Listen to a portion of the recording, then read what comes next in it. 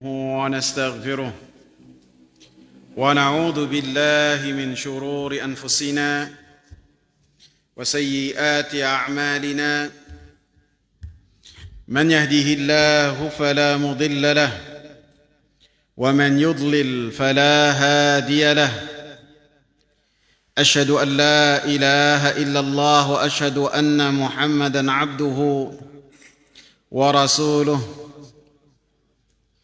اللهم صل وسلم وبارك على نبينا محمد وعلى آله وصحبه ومن اتبع بهداه إلى يوم القيامة وبعد. Hadirin jamaah sekalian yang saya muliakan, kita lanjutkan pembahasan kita mengenai Kitabul Jami' yang membahas tentang adab. Kita masuk ke hadis nomor 6. An Ibn Abbas radhiyallahu anhuma qala, dari Abdullah ibnu Abbas, semoga Allah subhanahu wa ta'ala meridainya, qala Rasulullah sallallahu alaihi wasallam, berkata Rasulullah sallallahu alaihi wasallam, idza akala ahadukum ta'aman fala yamsah yadahu hatta yal'aqaha aw yul'iqaha, muttafaqun alaih. Apabila salah seorang di antara kalian selesai makan, maka janganlah membersihkan tangannya sampai dia menjilatnya atau menjilatkannya. Muttafaqun alaih. Hadis muttafaqun alaih yang disepakati oleh Al-Imam Bukhari dan Al-Imam Muslim. Dalam Sahih Bukhari tercantum dalam nomor hadis 5456 dalam Kitabul At'imah yang membahas tentang makan, bab la'qul asabi wa massiha qabla an tumsaha bil mindil, bab menjilat jari-jari dan mengemutnya sebelum dibersihkan dengan kain. Dan dikeluarkan juga oleh Al-Imam Muslim dengan nomor hadis 2031 dan kedua-duanya dari Abdullah ibnu Abbas. Perawi kita ini adalah Abdullah ibn Abbas bin Abdul Muttalib bin Hashim bin Abdi Manaf, sepupu Rasulullah sallallahu alaihi wasallam. Beliau kunyahnya adalah Abul Abbas. Ibu beliau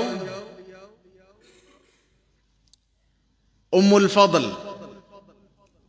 yang namanya kunyahnya Ummul Fadl, kunyahnya Lubabah Al-Kubra bintul Harith Al-Hilaliyah.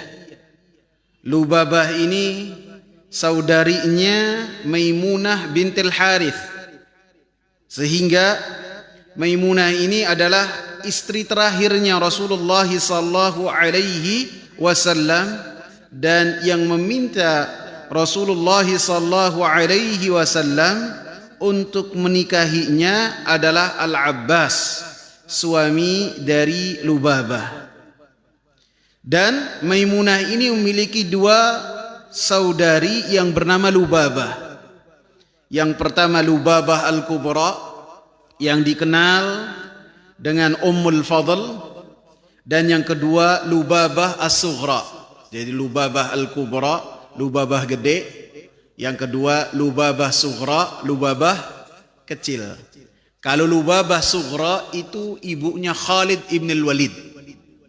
Sehingga pernah diceritakan Nabi SAW bersama dengan Khalid, bersama dengan Abdullah ibn Abbas di rumahnya Maimunah makan dhab. Karena keduanya Abdullah dan Khalid ini kedua-duanya ponakan dari Maimunah. Abdullah ibn Abbas dilahirkan 3 tahun sebelum Nabi SAW hijrah.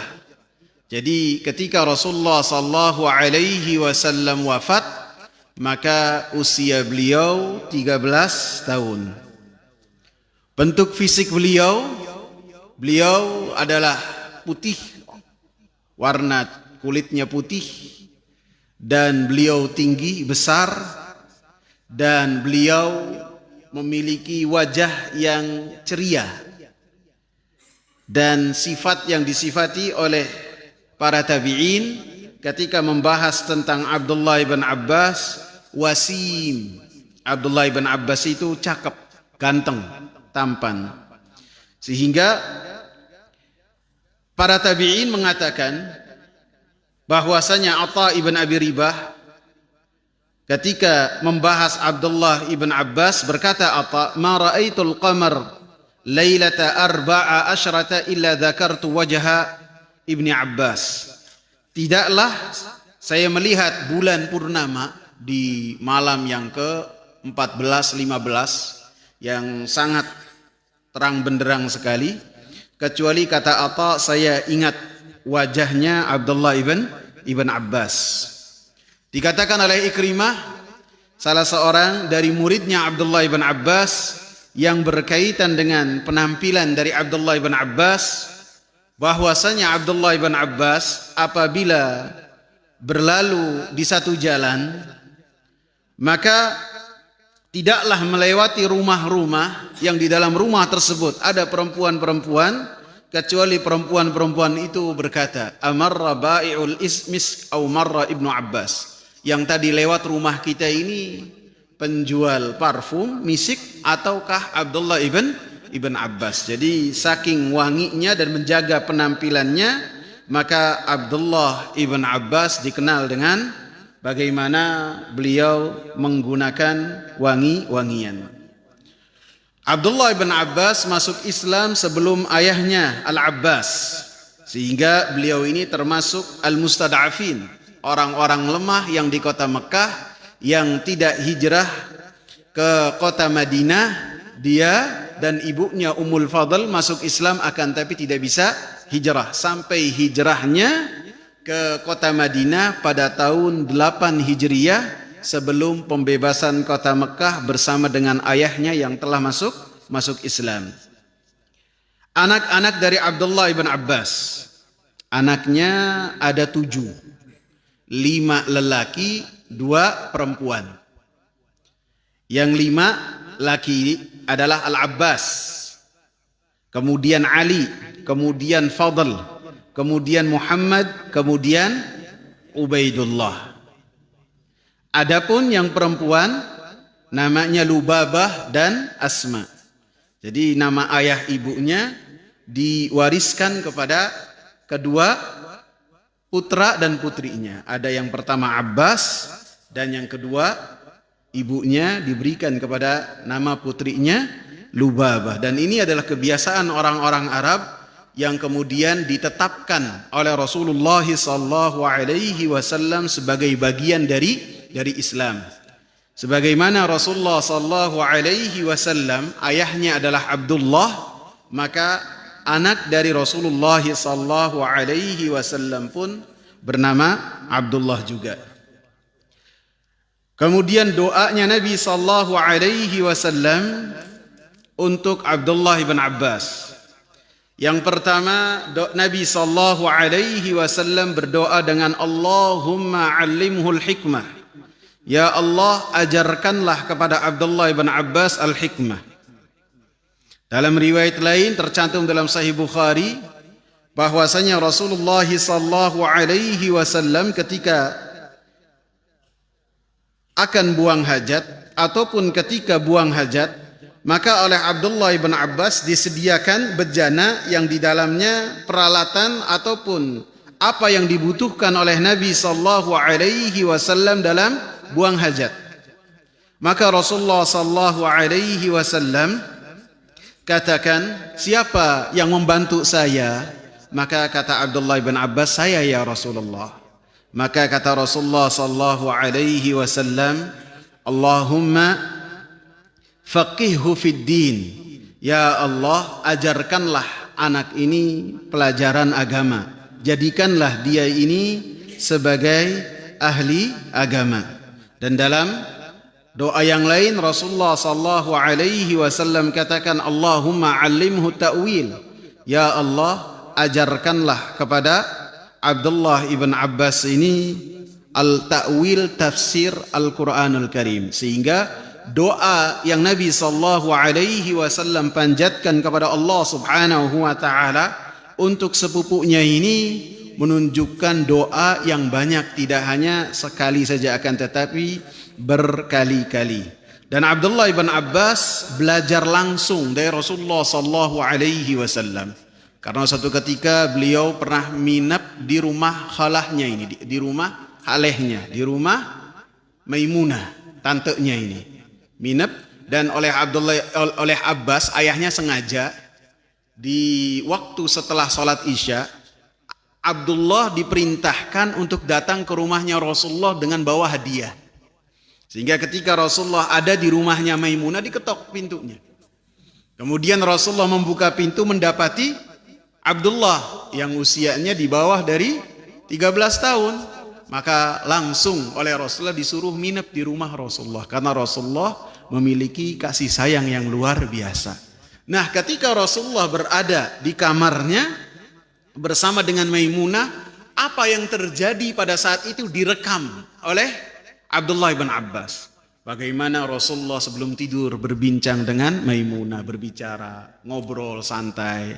Kemudian Rasulullah pun satu selimut dengan Maimunah. Kemudian setelahnya Rasulullah sallallahu alaihi wasallam tidur dengan tidur mendengkur, dijelaskan oleh Abdullah ibn Abbas. Kemudian ketika Rasulullah bangun, kemudian disiapkan oleh Abdullah ibn Abbas bejana untuk Rasulullah sallallahu alaihi wasallam bersih-bersih. Maka Rasulullah sallallahu alaihi wasallam wudu dengan wudu yang sangat ringan. Maka sehingga riwayat yang dijelaskan dan pendapatnya Abdullah ibn Abbas, ketika beliau berwudu, wudunya sangat ringan, sekali. Beda dengan sahabat-sahabat yang lainnya. Jadi pada saat itu pun kesempatan yang dilakukan oleh Abdullah ibn Abbas untuk belajar langsung dari Rasulullah sallallahu alaihi wasallam.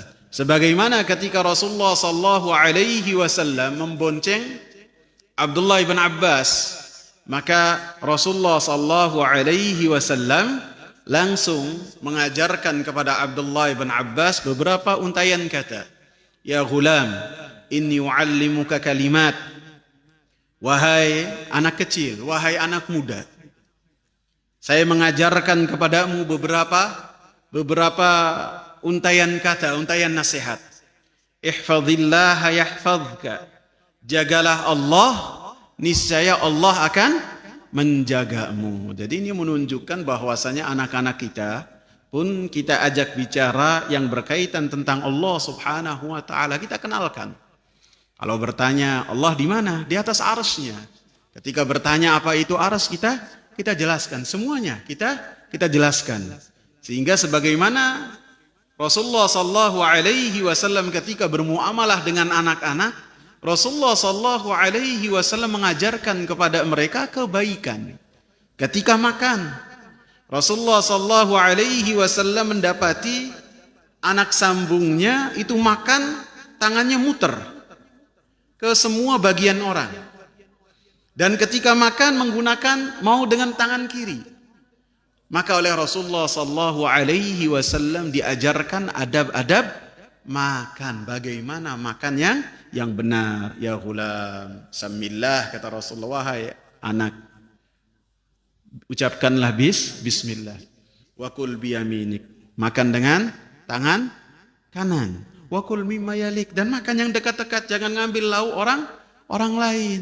Sehingga diajarkan oleh Rasulullah sallallahu alaihi wasallam sebagaimana Rasulullah sallallahu alaihi wasallam mengajarkan kepada Abdullah ibn Abbas. Kemudian Abdullah ibn Abbas walaupun telah mendapatkan doa dari Rasulullah sallallahu alaihi wasallam supaya menjadi ahli agama, maka beliau tidak mengandalkan doa tersebut dan tidak berleha-leha. Dan ini pernah kita sebutkan bagaimana Abu Hurairah mendapatkan doa dari Rasulullah bahwasanya apa yang disampaikan oleh Rasulullah tidak akan lupa di benak Abu Hurairah.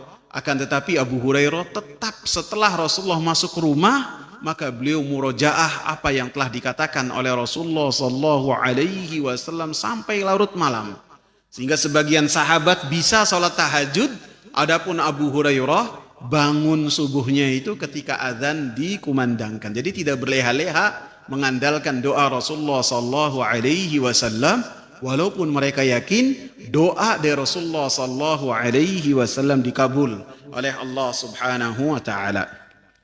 Abdullah ibn Abbas mengatakan ketika Rasulullah wafat usia beliau belum balik, belum 15 tahun, maka beliau Abdullah ibn Abbas ini mengajak temannya dari kalangan Ansar yang sebaya dengannya. Halumma falnas'al ashab Rasulillah.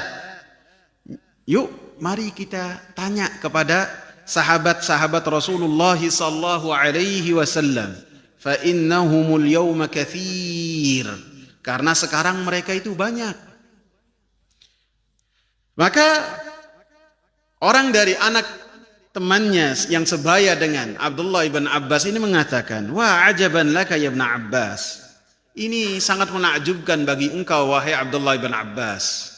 Ataran nasa yaftakiruna ilaik wa fin nasi min ashabi Rasulillah sallallahu alaihi wasallam wa man fihim.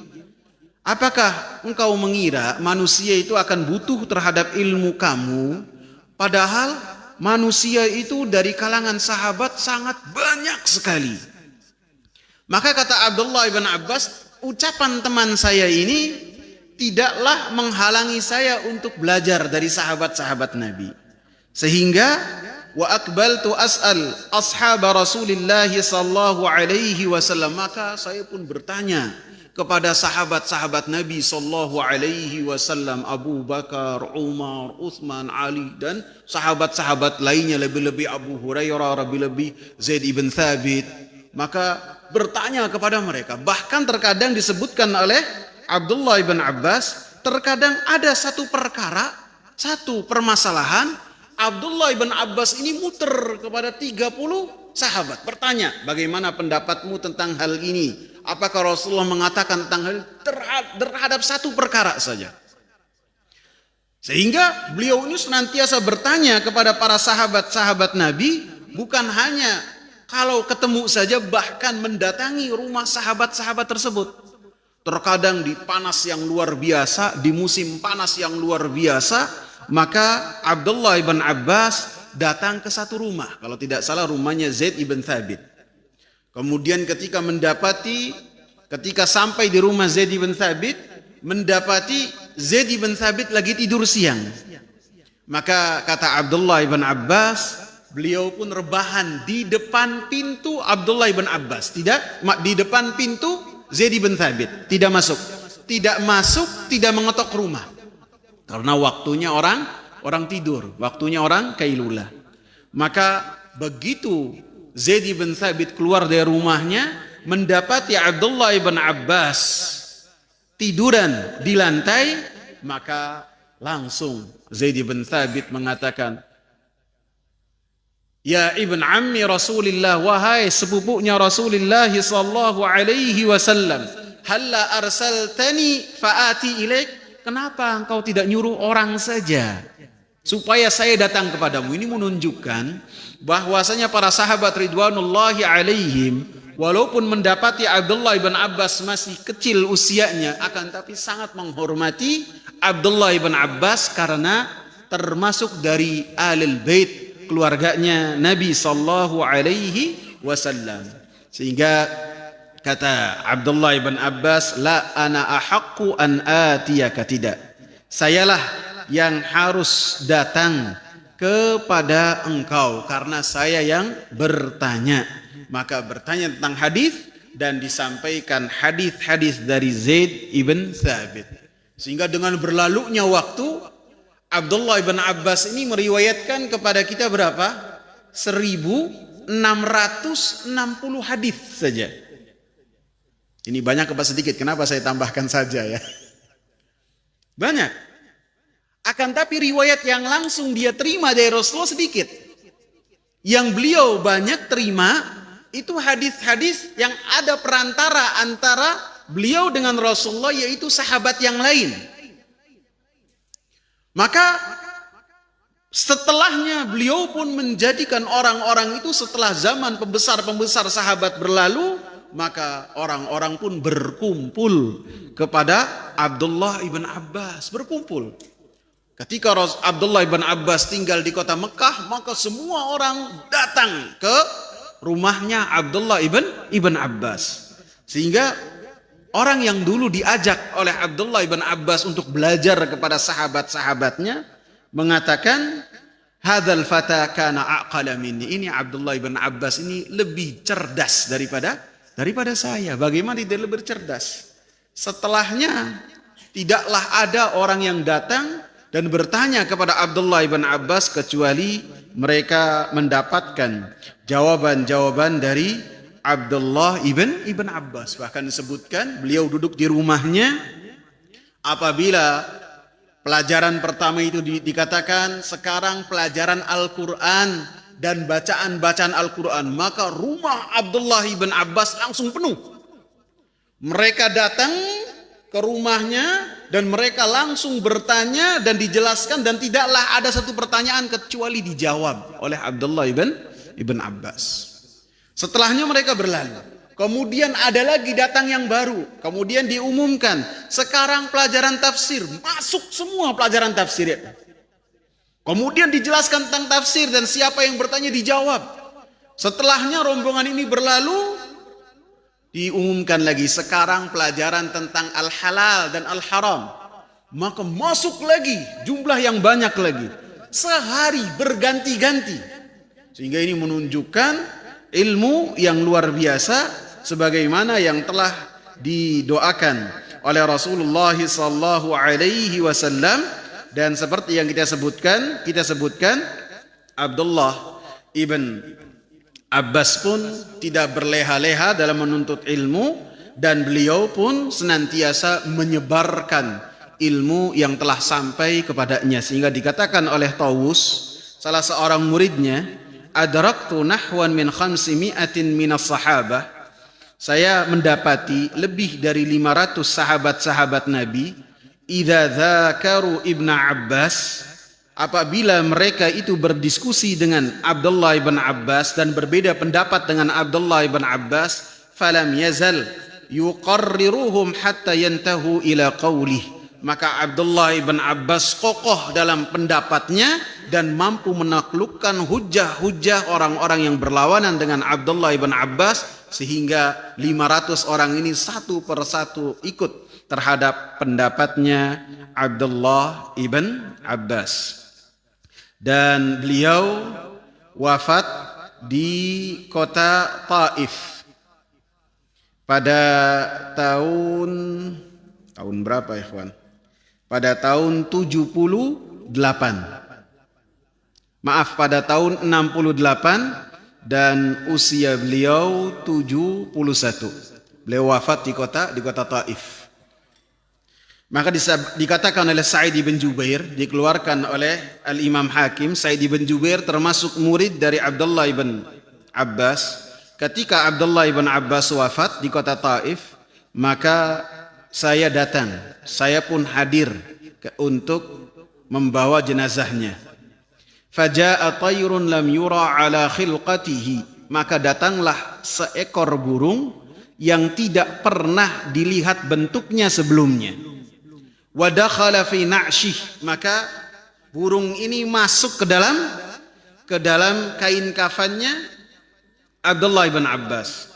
Fanadharna wa ta'ammalna, maka kami perhatikan, kami lihat, hal yakhruj falam yura, apakah burung tersebut keluar lagi akan tapi tidak didapati, bahwasanya burung ini keluar dari kain kafan. Falamma dufina, maka ketika jenazah ini dimasukkan ke liang lahat, tuliyat hadhil ayatu ala syafiril qabri, maka dibacakan satu ayat di sisi kubur, wala yudra man talaha, dan tidak diketahui siapa yang membacanya. Apa ayatnya? Ya ayyatuhan nafsul mutmainnah, irji'i ila rabbiki radiyatan mardiyah, fadkhuli fi ibadi wadkhuli jannati. Enggak tahu siapa yang baca. Al-Imam Zahabi sampai mengatakan kisah ini bahwasanya ada seekor burung yang masuk ke kain kafannya Abdullah bin Abbas. Tidaklah ada yang meriwayatkan sejarah dari biografi Abdullah bin Abbas kecuali menyebutkan tentang kisah ini. Dan beliau di akhir hayatnya buta sampai beliau meninggal dunia. Jadi anggap saja kita mengenal sedikit dari Abdullah ibn Abbas.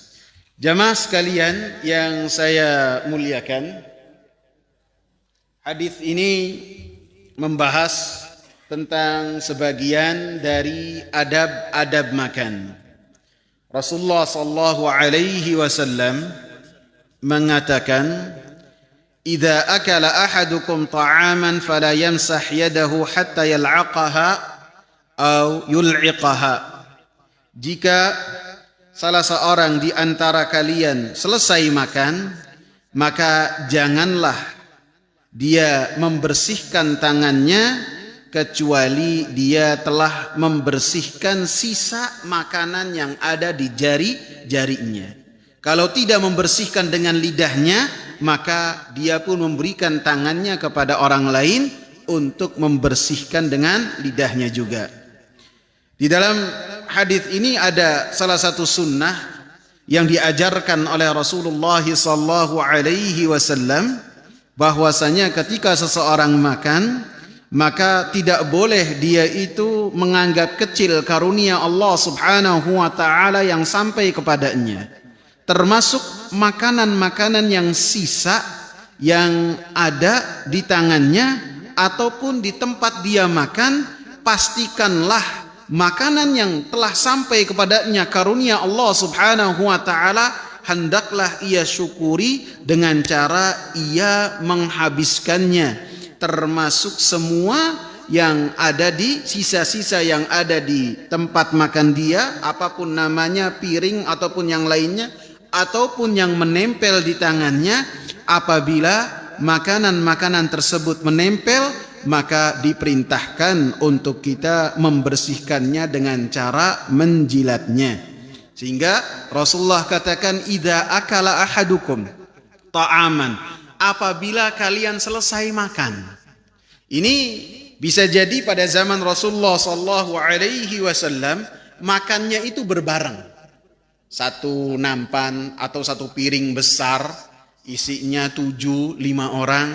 Maka Rasulullah katakan, apabila selesai makan, maka jangan membersihkan tangannya kecuali dia membersihkan bagian sisa makan yang menempel di tangan. Jadi yang antum perhatikan, perintah untuk membersihkan jari-jari dengan lidah itu apabila selesai makan. Karena apabila seseorang lagi makan, kemudian ketika makan, kemudian yang lain masih makan dan dia pun masih mau makan lagi, kemudian dibersihkan lagi dengan lidahnya, kemudian masuk lagi, maka ini dilarang. Karena termasuk su'ul adab, jorok. Dan ini dibahas oleh para ulama, termasuk Al-Imam Ibn Hajar Al-Asqalani rahimahullah, termasuk Al-Imam Sun'ani ketika membahas hadis ini. Dan hadis ini pun menunjukkan bagaimana Islam hadir mengatur makanan dan mengatur bahwasanya ketika selesai makan ya bersih-bersih. Jangan sampai selesai makan kemudian ada orang datang kemudian berjabat tangan, di sini masih ada makanan, dia Dia berjabat tangan sehingga orang yang berjabat tangan dengannya terganggu dengan kondisi tangannya yang masih kotor. Yang Rasulullah Sallallahu Alaihi Wasallam tekankan, jangan sampai dia membersihkan makanan, sedangkan jangan sampai membersihkan tangannya, sedangkan di tangannya itu masih menempel maka atau sisa makanan yang dia makan dengannya. Sehingga Rasulullah Sallallahu Alaihi Wasallam katakan hatta yal'aqaha, sampai dia menjilatnya, membersihkan dengan lidahnya. Dan ini perkataan Rasulullah Sallallahu Alaihi Wasallam yang menganjurkan untuk kita melakukan hal tersebut. Dalam hadis Ka'ab bin Malik radhiyallahu anhu dalam Sahih Muslim menyebutkan perbuatan Rasulullah sallallahu alaihi wasallam yang demikian. Ra'aitu Rasulullah sallallahu alaihi wasallam ya'kulu bi thalathi asabi'a fa idza faragha la'aqaha. Saya melihat Rasulullah sallallahu alaihi wasallam makan dengan 3 jari, dan apabila Rasulullah sallallahu alaihi wasallam selesai makan, maka beliau menjilat makanan-makanan yang menempel di jari-jarinya.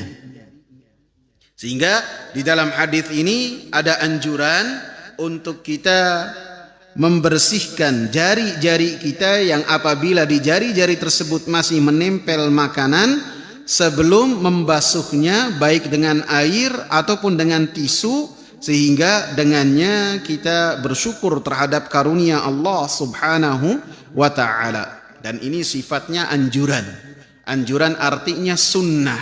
Sunnah karena Nabi sallallahu alaihi wasallam memerintahkan dan Nabi sallallahu alaihi wasallam mencontohkan.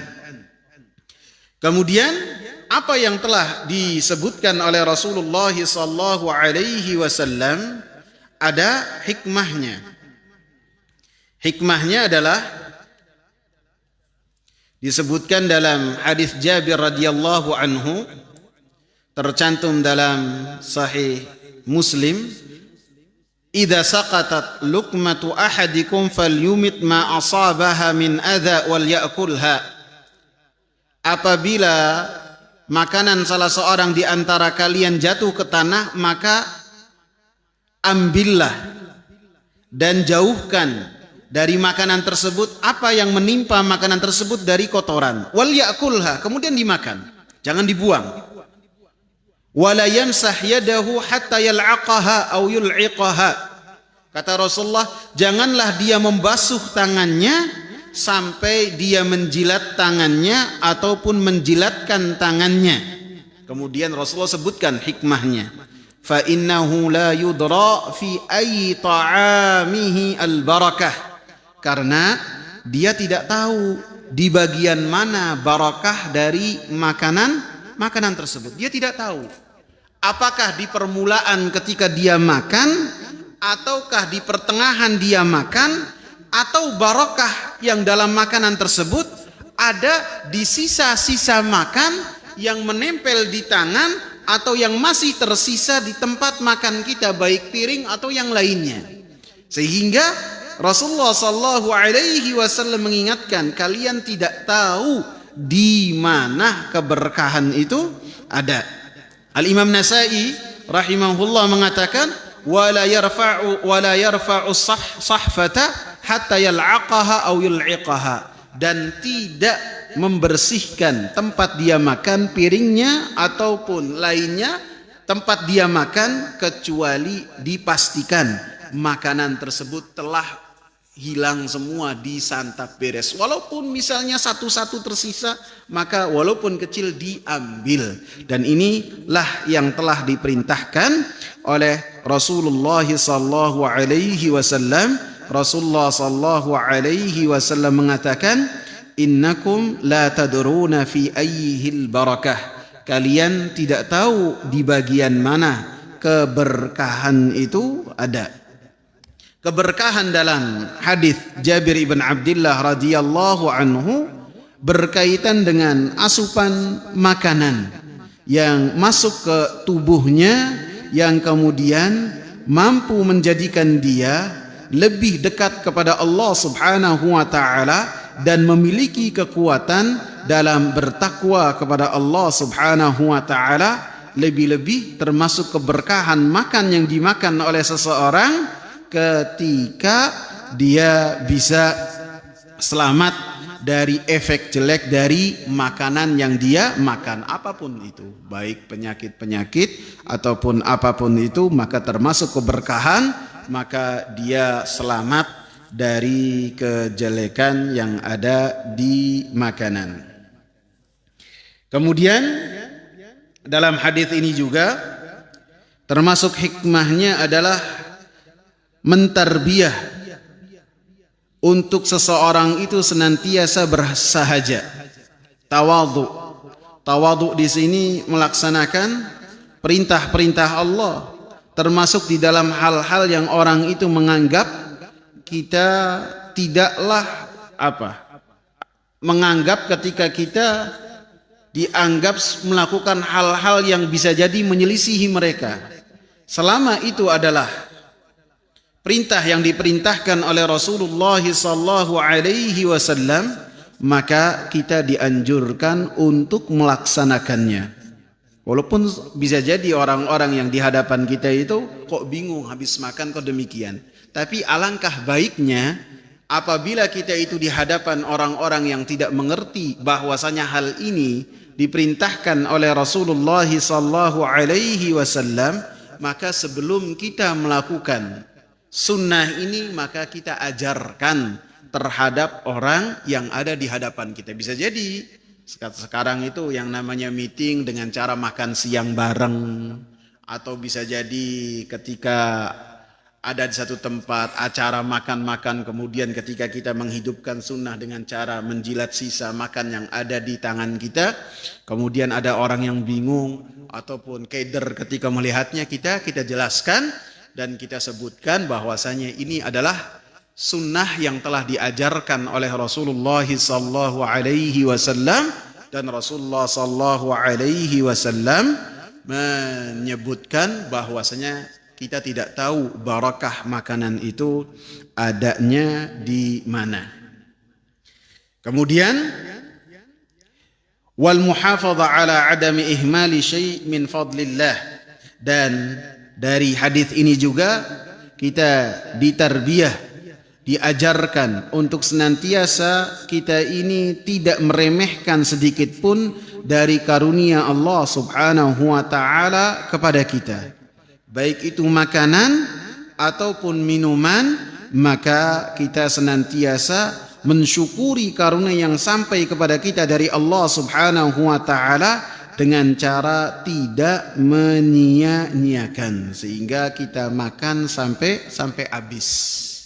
Terkadang ada orang yang makannya itu ketika mengambil makanan, ambil makanannya itu banyak, kemudian ketika bisa jadi rasanya tidak sesuai dengan selera dia, ataupun kemudian ketika makan dia kekenyangan, maka bagaimana sisa makanan tersebut? Misalnya dia ambil 2 kali, ambil centong itu 2 kali, bisa jadi segini kali ya, atau kurang segini kali.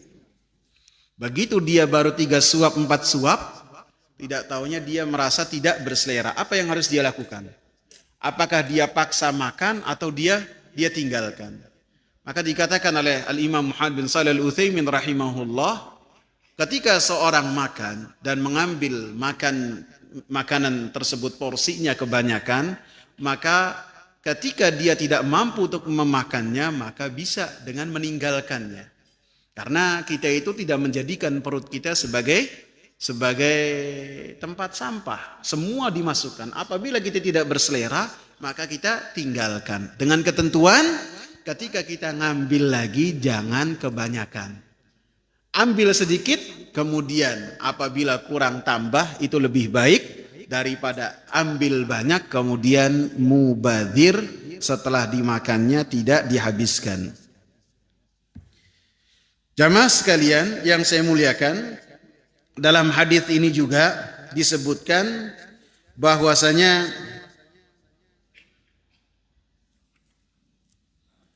Rasulullah sallallahu alaihi wasallam mengatakan, "Fala yamsah yadahu hatta yal'aqaha." Tidak boleh dia membersihkan tangannya sampai dia menjilat tangan yang di tangan tersebut ada sisa makannya, atau yul'iqaha, atau dia menjilatkan. Sebagian orang ketika membahas hadis ini seakan-akan mereka menuduh Rasulullah sallallahu alaihi wasallam dengan tuduhan-tuduhan yang tidak layak. Seakan-akan ini menunjukkan apabila selesai makan, bahkan sebagian orang mengolok-olok hadis ini. Ketika selesai makan, kemudian masih ada sisa makanan, dia tunjukkan kepada temannya, "Ayo, ada sunnah Nabi, ayo kamu jilat tangan saya." Ini tidak boleh, ikhwan. Bisa jadi termasuk mengolok-olok apa yang telah Rasulullah sallallahu alaihi wasallam ajarkan. Para ulama membahas bahwasanya yul'iqaha, Rasulullah sallallahu alaihi wasallam katakan hendaknya tanganmu engkau jilatkan kepada yang lain. Bisa jadi ini diberikan kepada pasangan suami istri. Ya, baik yang laki dikasihkan ke istri, yang istri diberikan ke suami, bisa demikian. Dan ini bisa terjadi bagi pengantin baru ataupun pengantin kawakan, bisa semuanya. Selesai makan ataupun antara anak dengan ayah, ibu dengan anak, selesai makan si ibu memberikan, kemudian atau sebaliknya si anak selesai makan dijilat oleh ibunya. Dan ini menunjukkan para ulama bahwasanya ketika membahas hal ini, maka para ulama mengomentarinya sehingga hadis yang demikian tidaklah dijadikan sebagai bahan olok-olok oleh sebagian orang. Di dalam hadis ini juga disebutkan bahwasanya ada bantahan bagi orang-orang yang mereka tidak suka untuk menjilat jari-jari setelah selesai makan, dengan alasan itu jijik, dengan alasan itu tidak pantas. Maka disebutkan oleh para ulama yang jijik dan tidak pantas ketika menjilat jari-jari itu ketika makan.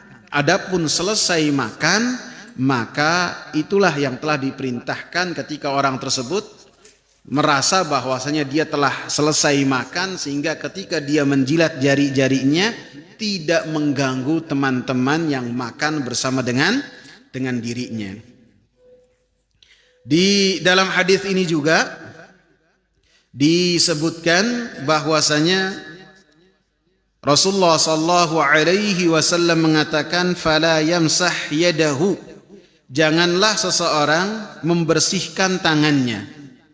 Artinya dalam hadis ini tangan di sini artinya jari jemari. Maka ini menunjukkan bahwasannya ketika seseorang makan, maka dibolehkan menggunakan semua jari-jarinya bagian kanan. Jadi semua jari-jarinya bagian kanan, maka dibolehkan untuk makan dengannya. Walaupun Nabi sallallahu alaihi wasallam ketika Rasulullah sallallahu alaihi wasallam makan, maka Nabi sallallahu alaihi wasallam menggunakan 3 jari seperti yang telah disebutkan oleh Ka'ab ibn Malik. Rasulullah sallallahu alaihi wasallam, kata Ka'ab ibn Malik, kana Rasulullah sallallahu alaihi wasallam ya'kulu bi 3 asabi'a. Rasulullah sallallahu alaihi wasallam makan dengan 3 jari. Fa idza faragha la'aqaha. Nabi sallallahu alaihi wasallam apabila selesai dari makannya, maka Nabi sallallahu alaihi wasallam menjilat 3 jarinya. Di dalam hadis Ka'ab yang lain disebutkan bahwasanya ketiga jari tersebut yang disebutkan oleh Ka'ab bin Ujrah dalam hadis At-Tabrani, yang disebutkan bahwasanya Rasulullah sallallahu alaihi wasallam menggunakan 3 jari, yaitu bi asabi'ihi 3. Rasulullah makan dengan 3 jari, Yang pertama bil ibham dengan jempolnya, wallati taliha dengan telunjuk, wal wusta dan dengan jari tengah. Jadi Rasulullah sallallahu alaihi wasallam ketika makan menggunakannya dengan seperti ini. Jari tengah, jari telunjuk dan jempol. Adapun ketika Rasulullah sallallahu alaihi wasallam menjilatnya, maka disebutkan oleh para ulama termasuk Ka'ab bin Ujrah. Maka Rasulullah sallallahu alaihi wasallam ketika menjilatnya dimulai dengan telunjuk, dengan yang tengah terlebih dahulu.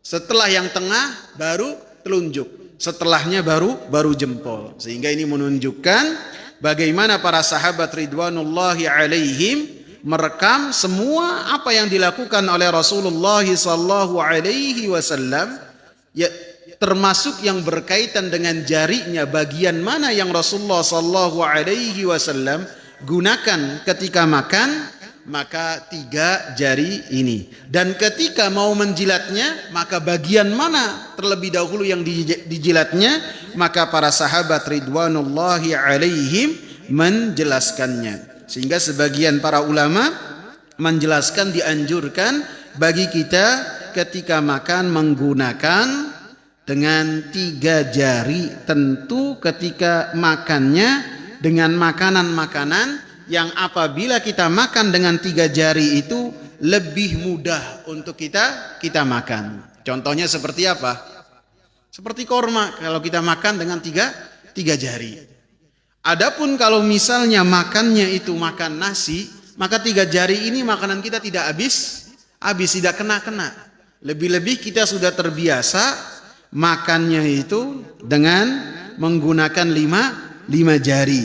Sehingga dikatakan oleh Syekh Abdullah Ibn Fauzan, beliau mengatakan amma ta'am alladhi la takfi fihi 3 asabi'a karruz mathalan fala ba'sa bi an ya'kula bi akthar. Adapun makanan-makanan yang tidak bisa digunakan dengan 3 jari seperti nasi contohnya, maka boleh seseorang itu ketika makan menggunakan 5 jari sekaligus. Lebih-lebih dalam hadis mursal yang dikeluarkan oleh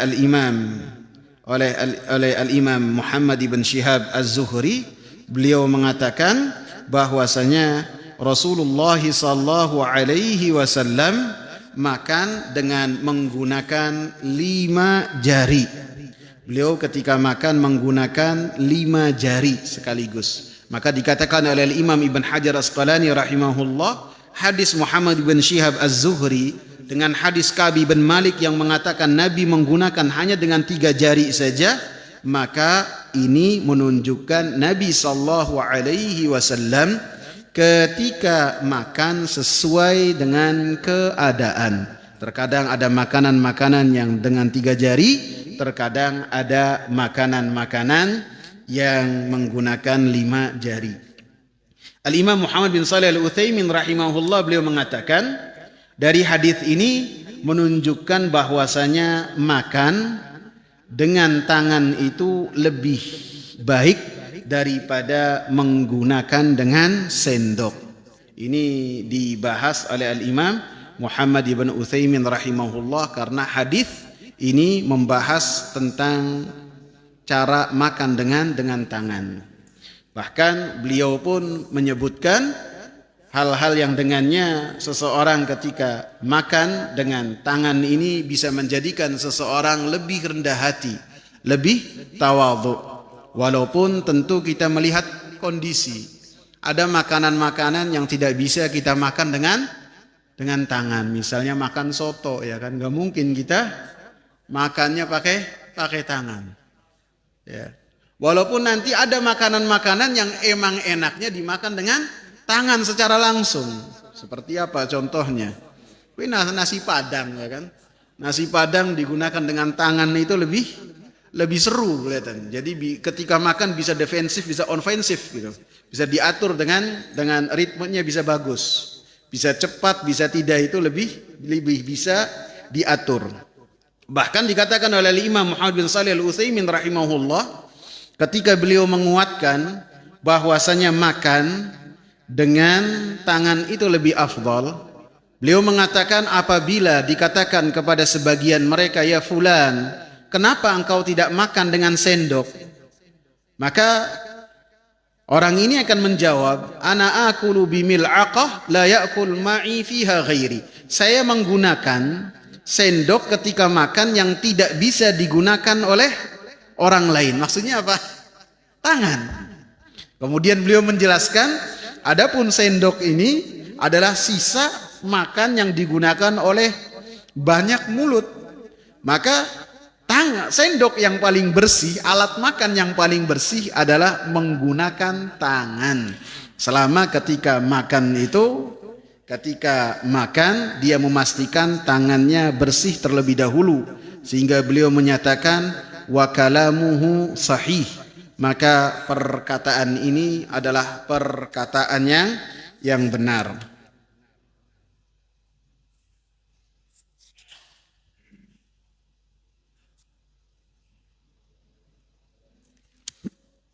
Cukup ikhwan, kalau ada pertanyaan silakan.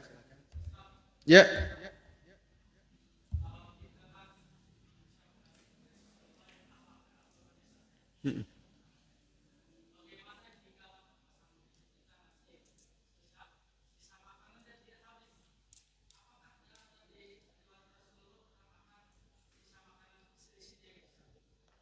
Tidak habis. Ya seperti yang tadi saya sebutkan, ketika kita itu tidak kuat untuk makan, maka bisa kita tinggalkan dengan ketentuan di waktu yang lain ketika kita makan porsinya dikurangi. Jangan seperti waktu kita meninggalkan sebagian makanan kita. Kita tidak memaksakan ketika makan itu sebanyak-banyaknya, tidak. Akan tapi kita makan sesuai dengan kemampuan kita. Gitu Pak Yanuar. Ada lagi kawan? Cukup ya. Subhanakallahumma bihamdika asyhadu an la ilaha illa anta astaghfiruka wa atubu ilaih. Assalamu alaikum warahmatullahi wabarakatuh.